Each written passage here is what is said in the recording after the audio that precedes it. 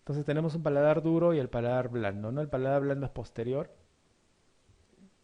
¿no? La inervación está involucrada por el gloso faríngeo.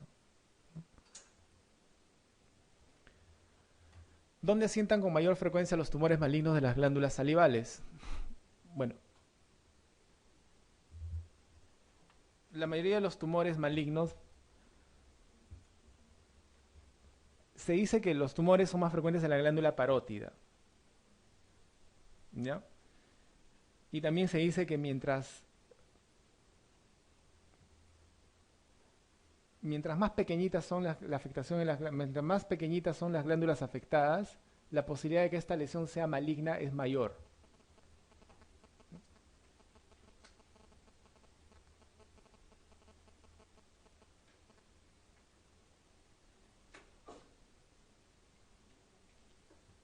Entonces, de manera general, los tumores malignos se van a presentar en la glándula parótida, pero recuerden que mientras más malignos, más pequeñita la glándula. Entonces, las glándulas salivales menores van a ser asiento de los tumores malignos, pero no en mayor frecuencia, porque la mayor frecuencia la da la glándula parótida.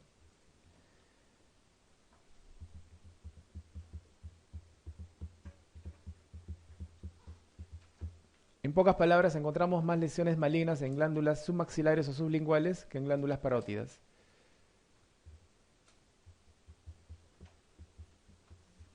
Pero si la pregunta hace referencia a las tumoraciones de manera general, la glándula parótida es la primera en localización.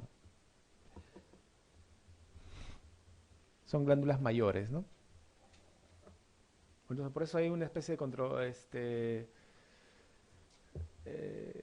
doble sentido, ¿no? En esta definición.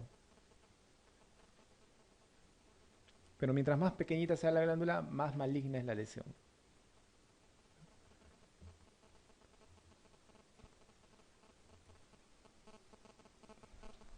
Entonces, como les había comentado, las lesiones son más frecuentes en la glándula. Perdón, doctor. Doctor. No, no, no, pero estoy dando clases. Visita al doctor. Ya, ok. Disculpen, muchachos. Eh, Como les decía, los tumores tanto benignos como malignos vamos a encontrarlos con mayor frecuencia a nivel de la glándula parótida. Pero la mayoría de las glándulas malignas van a corresponder a las glándulas menores. Mientras más maligna es la lesión, se van a localizar en las glándulas menores. O sea, por eso la respuesta es la C.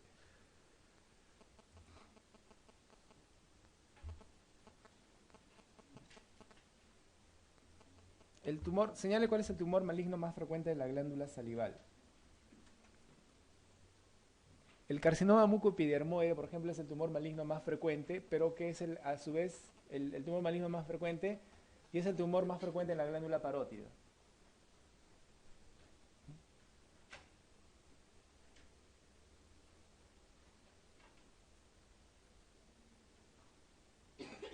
El adenoma pelomorfo es un tumor benigno, ¿no es cierto?, cuya localización también en frecuencia es la glándula parótida. Pero la estirpe epitelial más frecuente es el mucoepidermoide, ¿no?,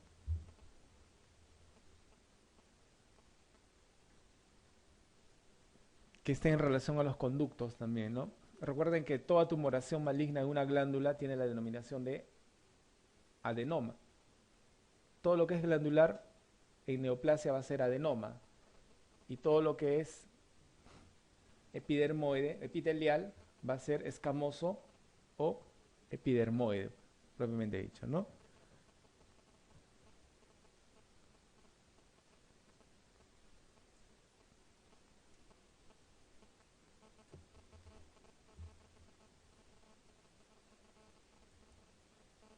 Entonces el tumor maligno más frecuente de la glándula salival es el carcinoma mucoepidermoide y para crear más confusión es el tumor más frecuente de la glándula parótida. Pero sin embargo, la mayoría de los tumores malignos corresponden a las glándulas salivales menores, sublingual y submaxilar.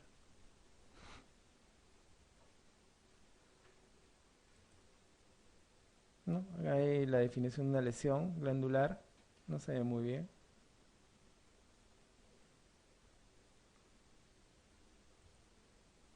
Esta es otra, ¿no? Una lesión parotidia, que está generando su lesión a la salida en la segunda molar superior, ¿no? A través del conducto esteno. Generalmente el tratamiento es quirúrgico y luego van a radioterapia, ¿no?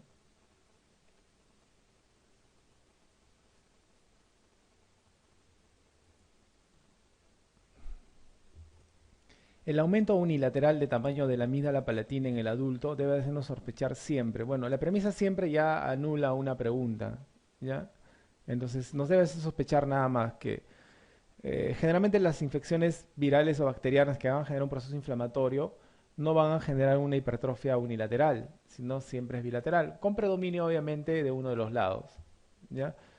Entonces, todo aumento unilateral de algún órgano siempre debe hacernos sospechar en una tumoración hasta no demostrar lo contrario, ¿no? Entonces, será un absceso laterofaringeo, ¿no? Los abscesos generalmente, si bien es cierto, pueden ser unilaterales, pero generan una sintomatología la mayoría de las veces a lo largo del anillo de Waldeyer, en el caso de un niño, ¿no? Un tumor maligno de la amígdala, ¿no? Está más en relación a la premisa. Si aumenta únicamente en un solo lado, debemos de pensar en eso. Un flemón peridentario en relación con el tercer molar superior, muela del juicio, bueno, no tiene nada que ver con la patología glandular, ¿no? Ni con las adenoides en la zona, no está en relación. Una atrofia amigdalar contralateral, a no ser que el paciente haya sido amidalectomizado, puede darse el caso, ¿no? Pero si es que no tenemos antecedente, pues generalmente las amidalectomías son bilaterales, pues, no pueden hacer una amidalectomía unilateral, ¿no? Y que se atrofie un solo lado. Un tumor maligno del seno esfenoidal ipsilateral. No, los tumores malignos más frecuentes hemos dicho que son los del maxilar, ¿no? Del seno maxilar. Entonces, un tumor maligno de la amígdala es lo que nos debe sospechar un aumento repentino, ¿no es cierto?, de tamaño de una sola de las amígdalas. No solamente la amígdala palatina, ¿no? La amígdala faringea, ¿no es cierto?, nos debe sospechar eso, ¿no? Esta, por ejemplo, ¿no? Y obviamente las características de la superficie también son irregulares, algunas son crípticas, fibrosadas, con tejido necrótico muchas veces, se presenta litosis en estos pacientes, a veces ya vienen con cuadros avanzados, ¿no? En el hospital no vemos mucho estos casos, salvo casi todos van al INEM, ¿no? Hemos visto hace 3 semanas, creo, una paciente pero con una lesión, este, una tumoración en los senos etmoidales que era ya de localización posterior y que le generaba sangrado, que había afectado la pirámide nasal, el tabique nasal y generaba epistaxis, tanto anterior como posterior. Y bueno, la chica pues le hicieron taponamiento anterior, posterior, y bueno, después la derivamos al INEM, ¿no? Porque generalmente son pacientes que ya no tienen buena evolución, ¿no? Esta es otra lesión, ¿no? Unilateral, ¿no? Con cambios en la superficie epitelial. Acá también hay cambios que genera litosis por la necrosis que genera, ¿no? Todo tejido tumoral puede generar necrosis y esa necrosis genera el sangrado, pues, en estos pacientes. Si después de una tiroidectomía se verifica una parálisis de los músculos aritenoepiglóticos, hay que pensar en una lesión del nervio. Ya. Recuerden que el nervio laringio superior va a dar sensibilidad al compartimiento supraglótico, glótico, infraglótico y solo va a dar sensibilidad motora a un solo músculo, que es el crico aritenoideo. Es el único músculo que inerva el laringio superior. ¿Ya? El laringio inferior o recurrente va a inervar a todos los músculos, a toda la musculatura intrínseca de la laringe. ¿No? Entonces, si nuestra premisa dice que existe una parálisis del músculo arítono epiglótico, estaremos hablando del laringio inferior. Porque recuerden que el único músculo que no inerva el laringio inferior o recurrente es el crico aritenoideo, ¿no? Entonces eso es facilito. El laringio superior, no, pues no tiene nada que ver con el arítono epiglótico. El laringio inferior, sí, porque el arítono epiglótico es un músculo forma parte de la musculatura intrínseca de la laringe. Sí, entonces. El frénico, bueno, tendríamos que tener lesión ya del vago, ¿no? Para generar una lesión. Laringio interno no hay, el glosofaringio no tiene nada que ver en esa zona. Entonces, el laringio inferior o laringio recurrente.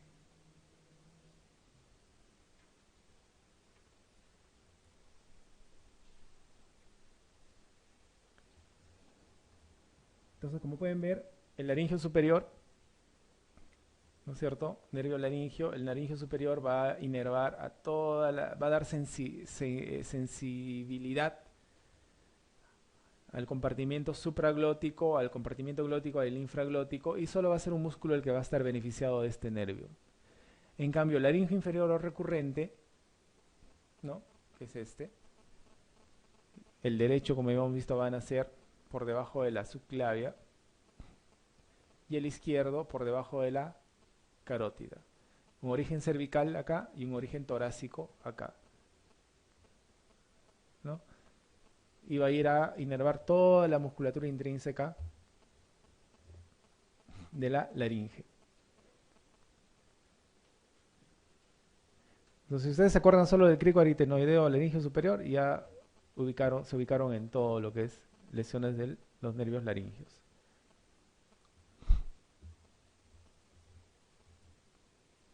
¿No? La misma, laringio superior derecho, el laringio inferior, están haciendo acá, luego asciende entre la tráquea y el esófago para introducirse en toda la musculatura intrínseca de la laringe, y el laringio izquierdo, recurrente izquierdo, van a ser acá, ¿no? En el callado aórtico, y luego va a ascender igual.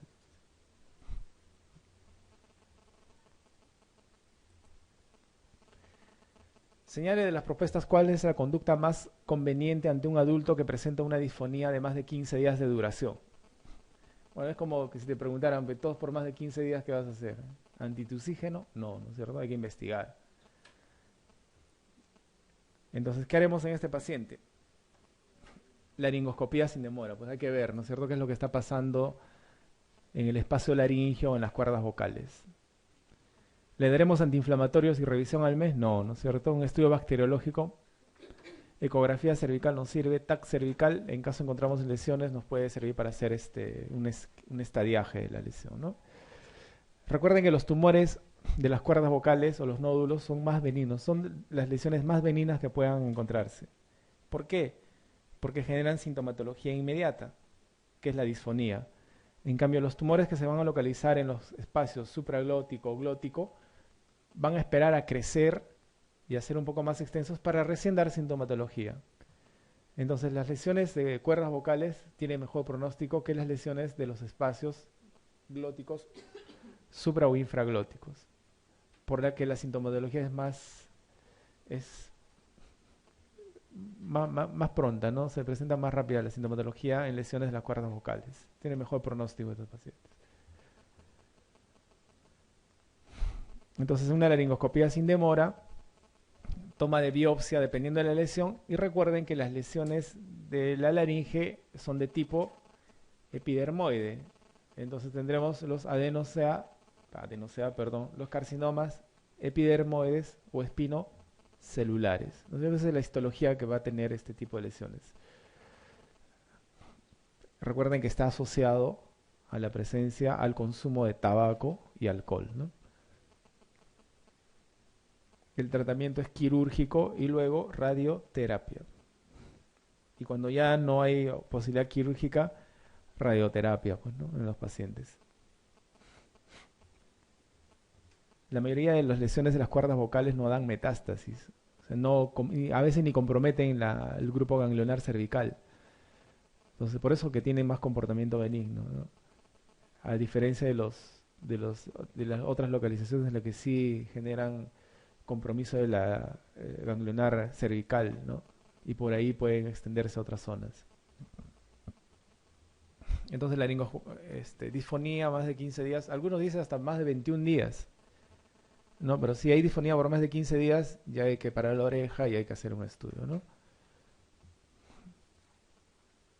Es de la famosa laringoscopía, que nos va a permitir, igual que la endoscopía, toma de biopsia, visualización y localización de la lesión, topográficamente, ¿no? Cuando hablamos de una ránula nos referimos a estas preguntas, siempre me hace acordar a cuando yo me preparaba para el residentado, ¿no? La ránula es un quiste de retención por obliteración de los conductos secretores de las glándulas sublinguales, ¿no? Y esto preguntaron. ¿Cuántas veces no habían preguntas de residentado esta? La ránula. Siempre paramos confundiéndonos. Entonces es un quiste de retención por obliteración de los conductos secretores de las glándulas sublinguales. No es un quiste sebáceo, no es un quiste perialveolar, no es un quiste dermoide, no es un quiste maligno glótico. ¿Ya? Esta es la ránula.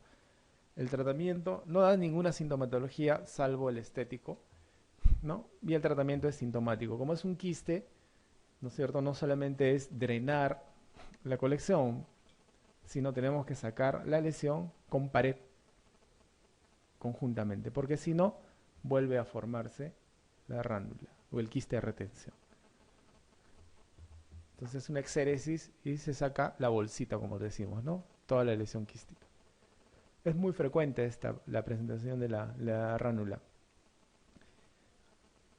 Generalmente la exéresis se hace en la etapa ya de la adolescencia, ¿no? Porque en los niños puede ser que se drenen espontáneamente, ¿no? Y se atrofien. Y la otra puede suceder que crezcan, ¿no? Por eso en la etapa adulta, adolescente, idealmente hacer la resección de ese tipo de lesiones. No se aconseja en niños.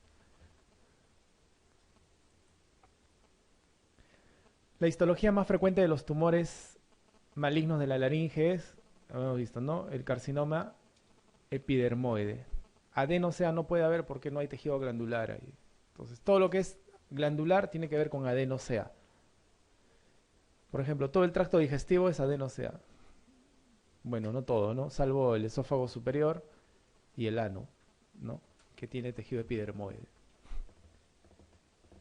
Entonces, carcinoma epidermoide es la estirpe de las lesiones oncológicas en la laringe.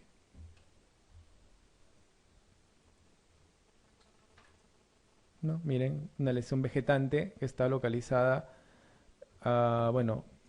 presiona, este es el cartílago aritenoides, ¿no? Impresionaría que estaría comprometiendo ya por debajo de las cuerdas vocales, ¿no? Bueno, ya es una extensión muy larga. Entonces, una lesión muy, muy prominente. Por debajo de las cuerdas vocales, ¿no?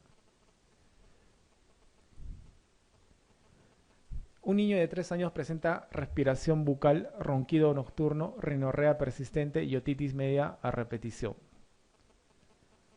La primera patología que usted intentaría descartar sería,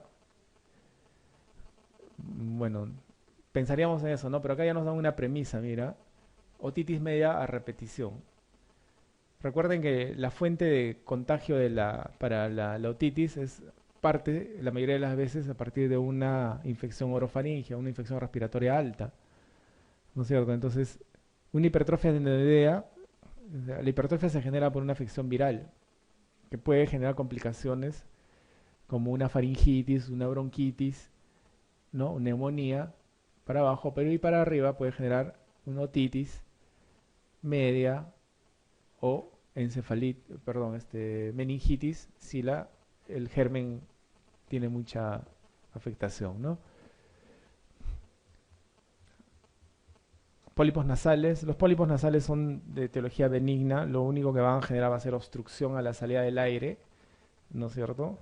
y el manejo es quirúrgico, ¿no? No tiene ninguna connotación ni benigna ni maligna. A la atresia unilateral de las coanas, como les había comentado, si se trata de la coana inferior y media sobre todo, lo que vamos a tener es epífora porque ahí desembocan las glándulas lagrimales, ¿no? La sinusitis puede estar asociada a las características que tiene, ¿no? Respiración bucal, ronquido nocturno, rinorrea persistente y otitis media repetición. Cuerpo extraño intranasal. Si es un cuerpo extraño, probablemente solamente ocluya una cavidad nasal, no puede ocluir las dos, pues, ¿no? Y cuando ocluye una cavidad nasal no va a haber respiración bucal, ¿no? Simplemente hay respiración nasal, pero por una sola de las fosas nasales. Entonces la hipertrofia de las adenoides, ¿no? También nos van a generar estas complicaciones. Entonces la adenoides es la amígdala que está localizada entre la faringe, entre la nasofaringe y el paladar, ¿no? Como ven acá existen grados, pues esto es relativo. Lo he puesto acá más o menos para la localización y vean cómo obstruye el paso de la nasofaringe, ¿no? Una obstrucción completa.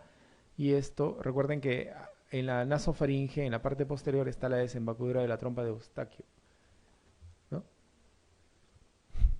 Y por vía de ascensión, los gérmenes pueden llegar hacia el oído medio y generar otitis media a repetición. Eso es lo que debemos diagnosticar en los pacientes cuando, sobre todo, vienen con otitis a repetición, ¿no?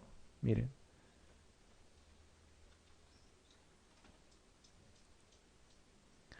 A ver, vemos un paciente en su casa porque desde hace 24 horas antes comenzó bruscamente con sensación de movimiento de los objetos y desequilibrio. ¿Eso qué es?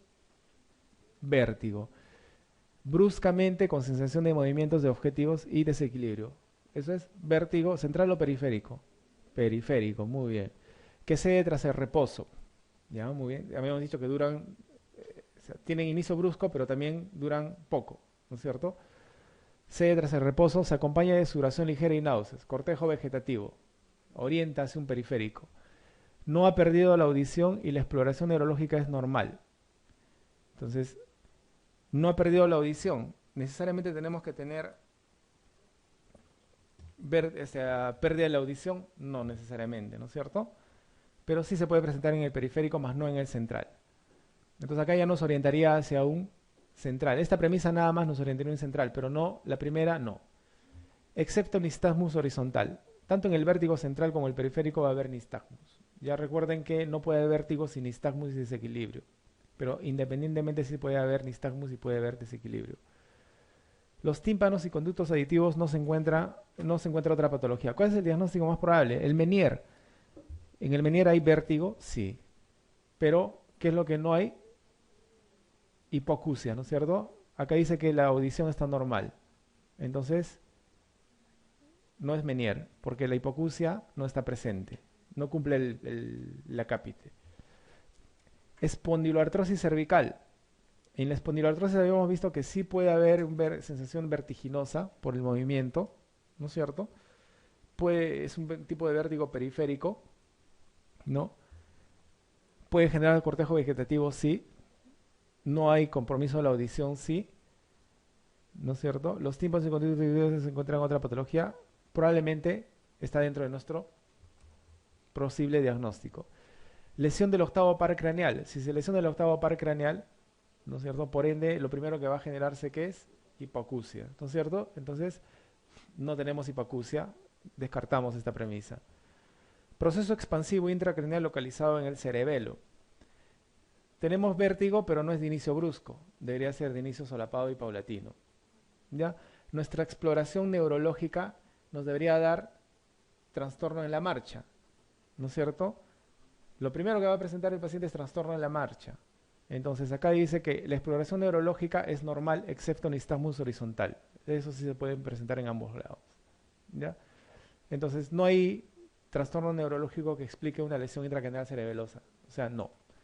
Vértigo posicional benigno, ¿no? Tiene todas las características, ¿no? Comienzo brusco y cede tras el reposo. Se acompaña de cortejo vegetativo, ¿no? Y no hay compromiso de la audición en este caso. Entonces un vértigo posicional benigno podría ser una espondiloartrosis cervical también, pero lo más frecuente es el vértigo posicional benigno. Es lo más frecuente, ¿no? Muy bien. Bueno, esos son los otolitos que se encuentran en el utrículo y el sáculo en el vestíbulo, ¿no? En la parte membranosa.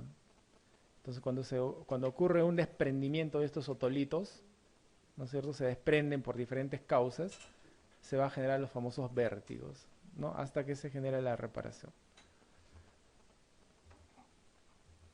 Muy bien, no sé si tienen alguna pregunta.